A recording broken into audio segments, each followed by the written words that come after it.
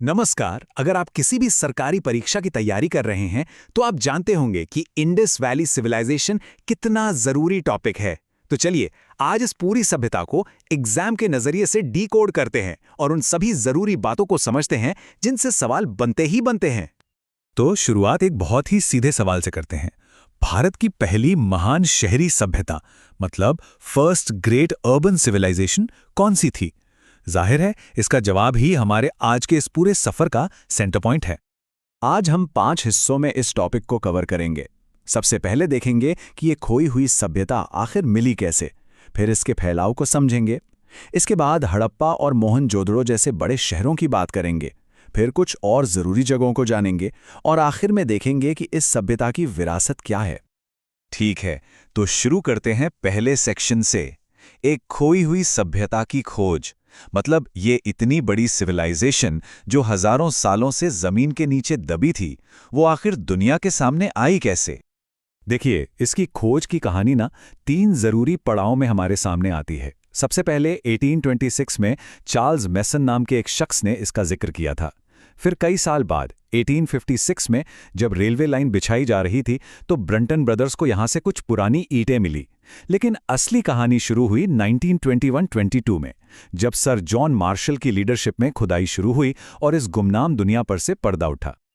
अच्छा, एक सवाल जो अक्सर मन में आता है, इसे सिंधु घाटी सभ्यता कहें या हड़प्पा सभ्यता? सच तो यह है कि दोनों ही नाम सही हैं, क्योंकि शुरुआती साइट्स सिंधु यानी इंडस नदी के पास मिली तो नाम पड़ गया इंडस वैली सिविलाइजेशन, और क्योंकि हड़प्पा वो सबसे पहला शहर था जिसकी खुदाई हुई, इसलिए इसे हड़प्पा सभ्यता भी कहा जाता है। सिंपल। तो ये सभ्यता कितनी पुरानी थी? आज की जो सबसे एडवांस्ड कार्बन 14 डेटिंग है वो हमें बताती है कि इसका सबसे भरोसेमंद टाइम पीरियड 2500 से 1750 ईसा पूर्व का है। ये तारीख बहुत बहुत जरूरी है, तो इसे अच्छे से याद कर लीजिए। अब जरा इस सभ्यता के फैलाव के बारे में सोचते हैं। ये इतनी बड़ी थी कि इसका एरिया आज भी हमें हैरान कर देता है। चलिए इसके चारों कोनों को एक एक करके जानते हैं। चलिए शुरुआत करते हैं सबसे नॉर्थ से। इसका सबसे उत्तरी छोर था जम्मू कश्मीर में मांडा, जो चिनाब नदी के किनारे है। ये जो साइट और नदी की जोड़ी है ना, ये परीक्षाओं में बहुत पूछी जाती है, तो याद रखिएगा, मांडा और चिनाब। अब नॉर्थ से सीधे चलते हैं साउथ की तरफ। महाराष्ट्र में प्रवरा नदी के किनारे बसा दैमाबाद इसका सबसे दक्षिणी पॉइंट था। तो उत्तर में चिनाब और दक्षिण में प्रवरा।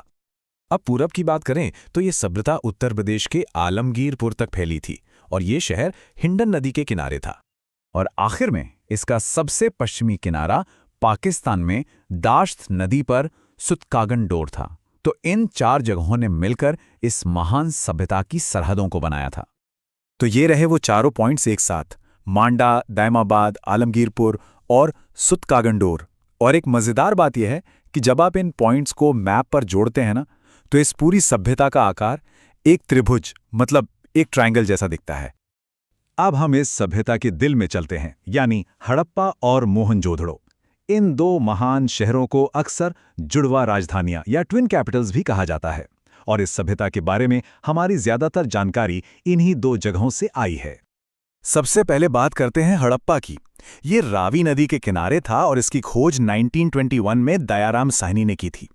यहां से क्या मिला? यहां से मिले बड़े बड़े अन्न भंडार यानी ग्रैनरीज, जो बताते हैं कि उनका एग्रीकल्चर सिस्टम कितना ऑर्गेनाइज था। और हां, यहां से मातृ देवी की मूर्ति मिली, जिससे यह अंदाजा लगाया जाता है कि शायद उनका समाज मातृ सत्तात्मक यानी मेट्रियार्कल रहा हो। और अब आते हैं मोहनजोदड़ो पर। सिंधी भाषा में इसका मतलब होता है मृतकों का टीला। यह सिंधु नदी के किनारे था और इसकी खोज 1922 में आर.डी. बनर्जी ने की।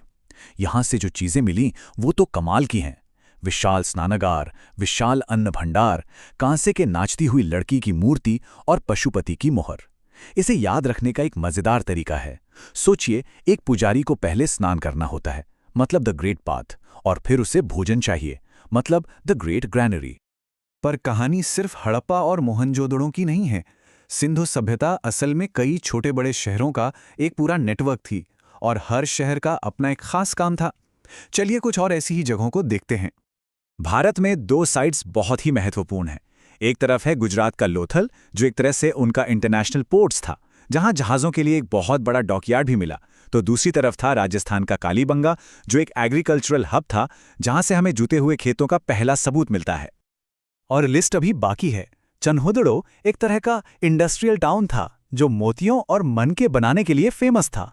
धौलावीरा तो अपने समय से बहुत आगे था, जहां एक स्टेडियम और कमाल का वाटर मैनेजमेंट सिस्टम मिला है। बनावली से हमें जौ की खेती और मिट्टी के हल का सबूत मिलता है, और रोपड़ में तो इंसान के साथ कुत्ते को दफनाने का एक अनोखा सबूत मिला है। ये सारे पॉइंट्स एग्जाम के लिए वन लाइनर गोल्ड माइन हैं। चलिए अब अपने आखिरी सेक्शन पर चलते हैं, सिंधु सभ्यता की विरासत। आखिर ये लोग हमारे लिए क्या छोड़कर गए? सिंधु लोगों का लिखने का तरीका भी बड़ा ही अनोखा था।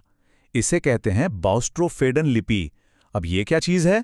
सोचिए, जैसे एक किसान खेत में बैल से हल चलाता है, पहली लाइन एक दिशा में और दूसरी लाइन वापस उल्टी दिशा में। बिल्कुल, ये लोग भी ऐसे ही लिखते थे। पहली लाइन दाएं से बाएं तो अगली बाएं से दाएं। तो इस लिपि के बारे में 4 बातें याद रखिए। ये भावचित्रात्मक थी, मतलब इसमें चित्रों का इस्तेमाल होता था। लिखने का स्टाइल बाउस्ट्रोफिडन था। अब तक 400 से ज़्यादा अलग अलग सिंबल पहचाने गए हैं, और सबसे बड़ी और रहस्यमयी बात यह है कि इसे आज तक कोई पढ़ नहीं पाया है। जी हाँ, ये आज भी इतिहास की एक बड़ी पहेली है। तो कुल मिलाके ये सभ्यता थी कैसी? जो सबूत मिले हैं वो एक साफ तस्वीर दिखाते हैं। उनकी शहर बनाने की प्लानिंग और व्यापार बहुत ही हाई लेवल का था, लेकिन लड़ाई के हथियार या किलों के सबूत लगभग ना के बराबर हैं। मतलब ये एक बहुत ही ऑर्गेनाइज्ड, शांति से रहने वाली और व्यापार पे फोकस करने वाली सभ्यता थी। तो आखिर इतनी एडवांस्ड सभ्यता का अंत कैसे हुआ? देखिए, थियरीज तो कई हैं, लेकिन ज़्यादातर एक्सपर्ट्स ये मानते हैं कि इसका सबसे बड़ा कारण शायद कोई भयंकर बाढ़ रही होगी, जिसने उनके शहरों को हमेशा के लिए तबाह कर दिया। तो ये विश्लेषण हम एक आखिरी सवाल पर खत्म करते हैं।